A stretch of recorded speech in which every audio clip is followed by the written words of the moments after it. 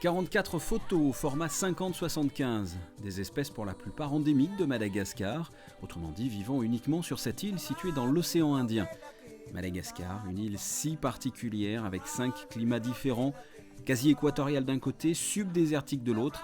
L'isolement de Madagascar et cette variété de climats y ont favorisé le développement d'une faune et d'une flore uniques au monde.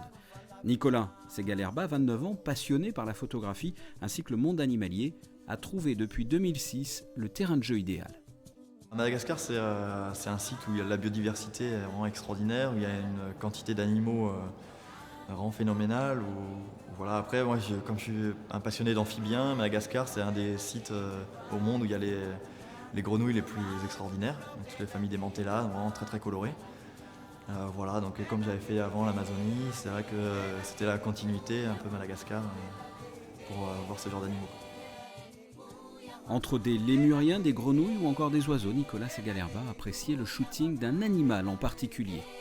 Il y en a beaucoup, il n'y en a pas qu'un, mais c'est vrai que l'Uroplatus fantasticus, ce petit gecko, c'est vraiment pour moi une espèce emblématique de Madagascar. C'est un gecko vraiment à la perfection du camouflage, c'est vraiment l'animal que je voulais voir absolument et je l'ai vu vraiment à la fin de mon dernier voyage. C'était vraiment la cerise sur le gâteau quand même de mon dernier voyage.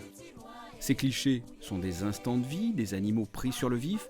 Pour y arriver, il faut bien sûr une grande connaissance de ce monde animalier, avoir l'œil, mais surtout de la patience.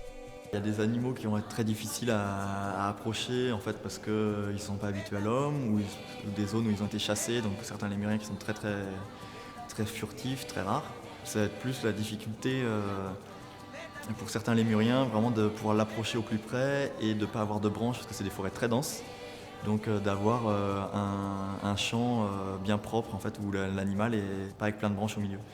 Donc c'est ça les difficultés principales, c'est l'approche.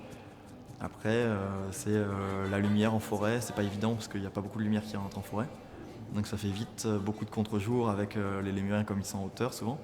Donc après c'est avec le temps. Au début on fait beaucoup de photos pas forcément bien et après sur chaque site, on apprend, on va dire, un peu sur le terrain.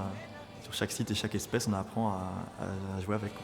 Ce jeune photographe est allé 4 fois à Madagascar, à raison de 3 mois par séjour, soit un total de 12 mois de travail sur place entre 2006 et 2012.